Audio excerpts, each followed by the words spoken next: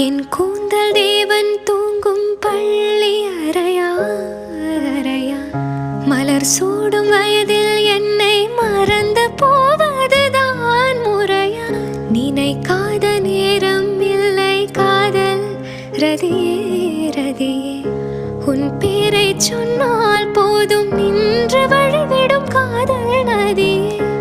என் சுவாசம் உன் மூச்சில், உன் வார்த்தையின் பேச்சில், 5-6 நூற்றாண்டு வாழ்வோம் என் வாழ்வேவா. மலர்களே மலர்களே இது என்ன கனவா?